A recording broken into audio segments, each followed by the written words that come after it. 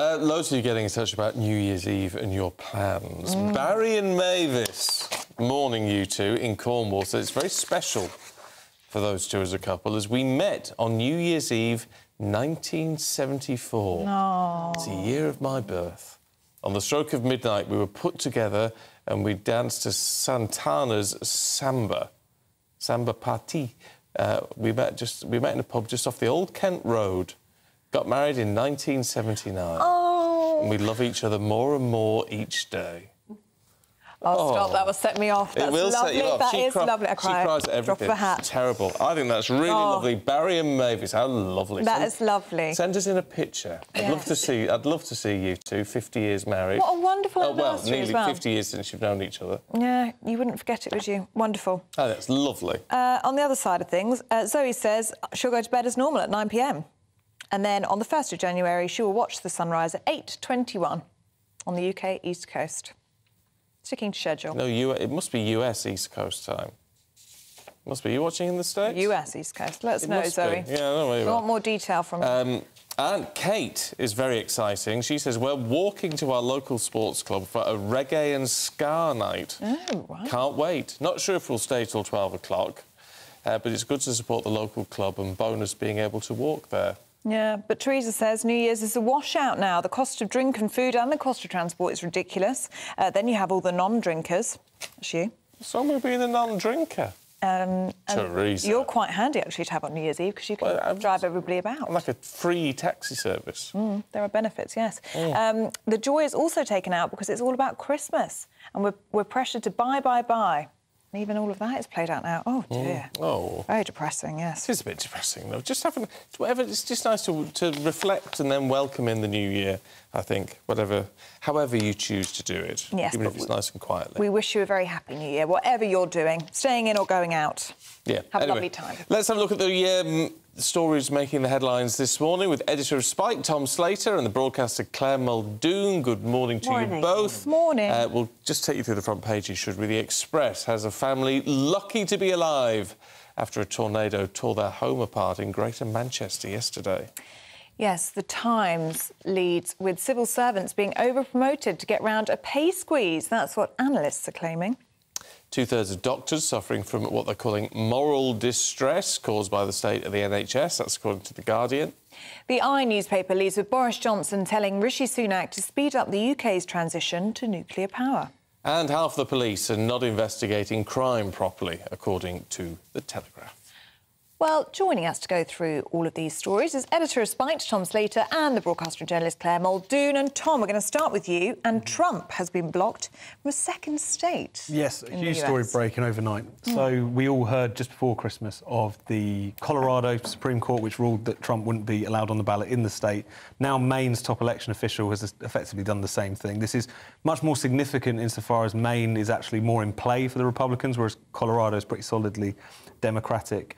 Interestingly as well, citing the same legal statute, the 14th Amendment to the US Constitution, which is a post-Civil War thing which was intended to just block kind of Confederate generals and secessionists from taking power again after the Civil War. So incredibly controversial, to say the least, because it is unprecedented, really, in terms of an attempt to block a presidential candidate from standing. It's all going to have to go to the Supreme Court, though, which will then decide for everybody. It would be, exactly. It's very likely to end up in the Supreme Court, and it seems very likely that the Supreme Court justices, given they lean so heavily Republican in terms of their appointments, are going to just strike it down.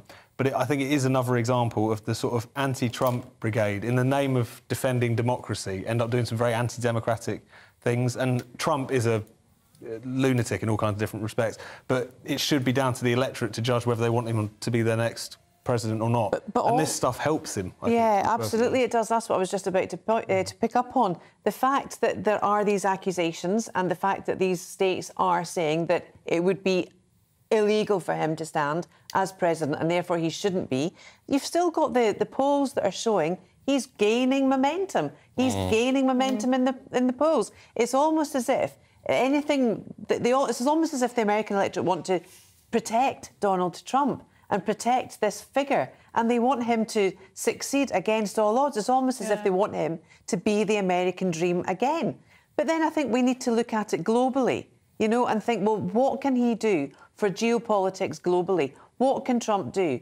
Well, Trump brokered trade between the UEA and Israel before this all kicked off in Palestine and the Gaza Strip. What can he do? What would he say, you know, in order to help? Because Biden's done nothing. So there's so many other aspects to Trump as a character, to Trump as a leader, than the irregularities, either fiscally or morally, that's been charged to him in the States at the moment. You need to look at those issues as well, don't you? Well, of course. To have moral leaders, aren't we? Are any politicians moral? I mean, really? Well, reasonably moral. Well, this is one thing that in the US, and obviously over here, this discussion hasn't sort of made it over here as much, but Joe Biden is increasingly struggling to present himself as that kind of moral alternative, because there is all of this noise around his son Hunter's dodgy dealings, what he didn't know. And I think that's one thing that's often helped Trump. It helped him in 2016. It could well help him in 2024, is the complacency of the Democrats. They put up Hillary Clinton against him in 2016, who, again, we might not recognise this over here, but was a very divisive figure in American politics for all kinds of different reasons. And now you've got Biden, who, whilst last time around could kind of run as the good old boy, you know, kind of steady hand at the tiller and so on. But with Kamala Harris right next to him, whom we've heard nothing from. Yeah, and he's been completely sidelined now. So I think that's one thing we don't... Trump has been gifted with dreadful opponents and a lot of complacency on the Democratic side. I have to say, anyone against them. I mean, what worries me more than anything else is if it goes as we expect it to go, you've got Trump and Biden. Trump will be, 78? Biden will he be 80 by then? Or, I don't know. He is, or 80, I mean, it's too old. It is too old. And I say that as someone, you know, with my parents, and I've got friends of that age and all the rest of it who say... You're not being ageist to say that, I mean, they say it's too old. Why is anyone running at that age? If Joe Biden got a second term, he'd be 85, 86 by the time that second term ended. He's 81 now, isn't he? He's 81 now. And we, you know, it's not been unfair to him to suggest that he's already showing some pretty steep declines in terms of what he's capable of. He can't walk off the stage in the right direction. Well, it just makes you... It just begs the question, is that really the best that the Democratic Party have got? That is... All the Republicans. That is the choice. All the Republicans, yeah. I mean, where's that's the choice of where's people. the young new talent, the vibrancy, and the... I mean, at least over here, whether you like Rishi Sunak or Keir Starmer or not, at least they're of a... You know, they're of much younger age. Can string a sentence together, all that sort of thing, which is... But that's the other thing, the lack of interesting younger politicians in the US. I mean, you were talking about Kamala Harris there, Claire.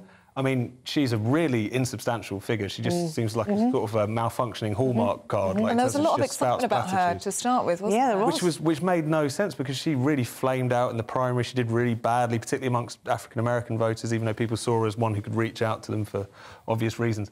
I just think that the Democrats have never really wised up to how kind of out of touch they're perceived to be.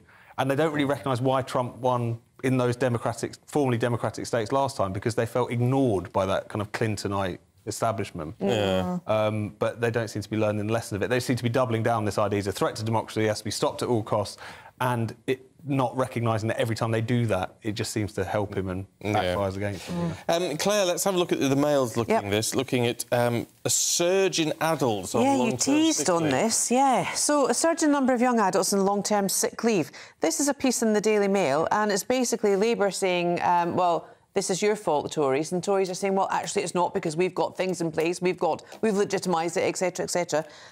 The dying fact is, and it's atrocious, that the long-term sick leave between the kids of 16 and 24 has risen to 235,000. That's a 50%, almost like 100% increase, I think, actually.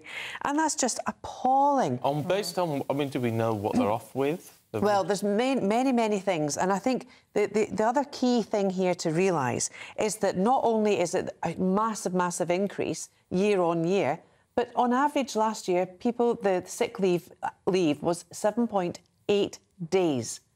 I haven't had one day off last year, nor the year before, and that's because I'm a freelancer. If I don't work, I don't get paid.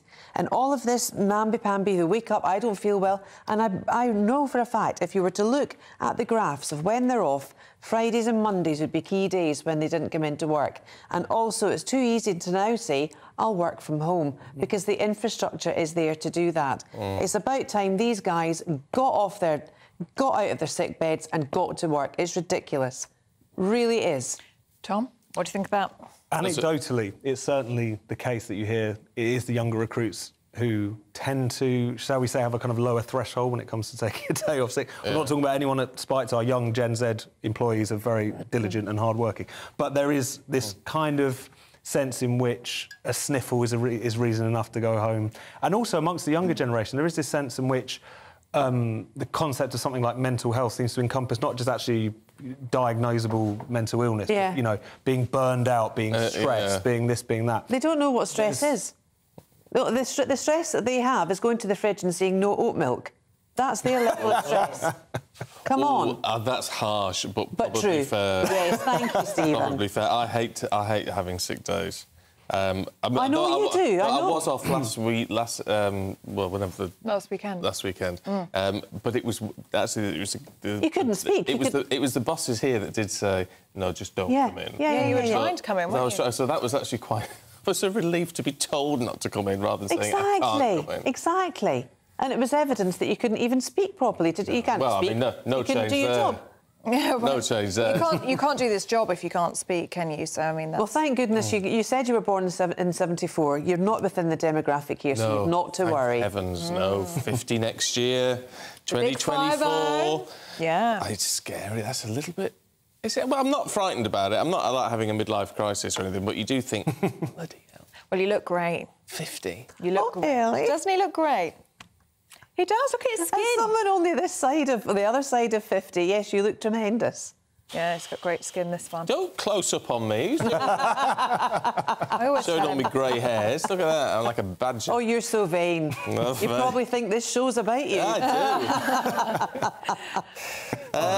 Right. Oh, I'll tell you what. Let's talk New Year's honours, should we? Yeah. Because I didn't think the names were released until 10 o'clock tonight. Yes, it seems like this one is... I'm losing my voice now. It seems like this one has been leaked out a little early because it's the Archbishop of Canterbury, who's obviously being knighted as a consequence of him being the first Archbishop in many, many years to take part in the coronation, to anoint the King and so on. I didn't know you could knight an Archbishop of Canterbury. I mean, he's in the House of Lords, he's the Archbishop of Canterbury. How many honours does one man need? But apparently, obviously, the constitutional significance of him taking that role has meant that he's going to have this extra gong. And some interesting details. I haven't seen it, but there's been this BBC documentary that's come out about the coronation. And particularly kind of quite human moments between the Archbishop and the King as they're getting ready. At one point, Welby forgetting the liturgy and Prince Charles... He forgot the words of Our Father, that was it. Having a little bit of a laugh at his expense, so apparently that's worth checking out. Well, look, I think Archbishop Justin does a good job. Does a good job, and has been... He's now a key person in history. He's in the history books. There's no doubt about that. So, you know, why not? But there are some names in the papers, aren't there? So Robbie Williams... No way. ...is on the list, apparently. Well, he's all reportedly at the moment. And David Beckham as well. Oh, he's wanted that for a long time. Well, all reportedly at this stage. Yeah. But I'd quite like to see David Beckham because he took part in the queue, didn't he? Do you remember? He was in the queue for about 12 hours to see the Queen lying in state, and I just thought that was so lovely. And of course, not all celebrities did wait their turn, did they? Most did, but some of ITV talent. I'm not a huge fan of sports people getting gongs and things just for sort of doing very well. I just think... However, when you look at all the people who've got them, and David Beckham hasn't, I think that's odd. David Beckham, remember the leaked emails from previous years ago when he wanted one and then he was told that he wasn't getting it for whatever reason, and the leaked email was, well, they can basically stop it where the sun doesn't shine. So it'd be really funny to see now if indeed he does get one after that really glossy, beautifully imaged Netflix series where he's painted as the paradigm of virtue. I enjoyed that series. Almost is. He almost is. Right, should we talk oysters? Well, let's, yes. No, this is... Not that I've ever eaten one. Well, I'm quite partial to one. I quite like them. Are you, really? Yeah, and the old adage of only eating oysters when there's an R in the month, i.e. from September through to April. Have I got that right? Or April? Yeah, September through to April. Those are the months you're supposed to have them. Do you chew or straight down the hatch? No, straight down the hatch. But then do you taste anything? You do. You taste the beautiful salty liquor. This is turning into something that really ought not to be discussed in breakfast morning. Anyway, oysters off the New Year's menu, OK, because of norovirus. It's more things to get stuck in your throat. So they've actually had a massive norovirus thing in the south of France, which have actually said, look, you can't have any oysters this year. Please don't eat them. But where else do you get them from? And they're traditionally eaten at Christmas and New Year. Oh, are they? Yes, you've been missing out. Oh, yeah, well, I don't do any of that. He's a veggie. But you've got to eat them alive. That's what I struggle. I would struggle with that. Well, don't Are they alive? Yeah, you've got to be alive. Well, no, they haven't been, like, boiled or sautéed or anything. You just take them out the shell. Have you enjoyed them, Tom? I've never had an oyster in my life. My goodness After me. that description, just a few moments ago, I'll have to... Definitely With a not bit have of one. Tabasco and a vinaigrette, they're delicious. That's the thing. You put a Tabasco or lemon on or something, and you see them contract, don't you? So I don't see them contract. prove they're alive when you. I'm not sure about that one. Anyway, no problem. You don't need to eat them because of the norovirus. Norovirus. Don't need to worry about it Don't eat too them much. this New Year, this Hogmanay. Tom, good riddance to 2023. This is in New York City, isn't it? Yeah, so this is an annual tradition I wasn't aware of, but in Times Square, they have this sort of good riddance ceremony where people gather Do together. they really? And they've been doing it for 17 years, apparently. So it's based on a Latin American tradition where people would make little dolls and stuff them with notes, reflecting on certain things that might have happened in their lives or certain things that they want to leave behind, and they kind of ceremonially burn them, essentially. So it's something I had no idea, but yeah, it's a New York City tradition, and there's been a viral video of it doing the rounds of the latest iteration of this. So something people might want to replicate in safe circumstances, of course. But it's probably quite cathartic, isn't it? If you've had a really dismal year, just writing it all down and setting it alight, you feel like you've been cleansed or something. I can see the appeal. That's a bit new agey, Ellie. It is new agey. That's a bit new. Do you not just stand outside with a nice glass of fizz and a sparkler? I mean, that would be more my style. Instead of reflecting on the past, look forward to the future. Yeah, should be waving joss sticks now. Sage. Sage, burning sage. Oh no, you won't catch me doing that. But if you have had a tough year, and thankfully I haven't, but if you had, you can see why you'd want to say good riddance. Yeah. I can to an extent. But I've never understood in Times Square, and that's been around for decades, the ball dropping. Yeah, what's that about? I don't get that. It seems is really that for odd. lucky numbers or something? I don't know. At the Rockefeller Centre in Times Square, It's the big ball drops. The ball drops, and when it hits the bottom, it's midnight. Midnight. Yeah. Apparently I've got a clip of this. Oh, have Let's we? have a little look. You're saying goodbye to the 4 pounds you can't get rid of. I hear you, and I understand that. Devontae, work your magic and make that disappear. Ready, Anna? Ready to watch it disappear? Here we go. 4 pounds. Uh-oh. There it is. Wow! All right, give it up for Anna. Anna, thank you so much for joining us. Who's next? Who wants to say goodbye? Wow, and just like that, it's gone. Thank you so much for joining us. You can go right that way. Oh, my Great, goodness. so you burn off the 4 Napkins. pounds that she wanted to lose. That's hardly a big regret that you need to burn in a ceremony, is it? I would just rather burn it off. Well, yeah. Oh, God love her. I mean, if that's the worst thing to happen to you in 2023, we're doing all right. Yeah. 4 pounds you can't shift. It's not quite as cathartic as I thought it might be, to be fair. Yeah. All of that. Mind you, talking about setting things alight. Yeah, Let's have a good quick look. segue. This caused a lot of hoo-ha in my household. Blackpool Tower was supposedly on fire, and then it turned out it wasn't. this was very amusing. They sent 6 fire engines. There have been these sightings of there's flames at the top of the And a tower. big drone and men on ropes. Helicopter, the whole 9 yards. You can almost imagine kind of Keystone Cop style, them all like rushing out. Oh, well, you very can sort of excited. see where it can looks a see bit why you like think that. flames. As many people pointed out, there was no smoke whatsoever, so that It's a probably should have fantastic given point, well made, the yes. game away. But yes, it turned out to be orange netting, as you can see.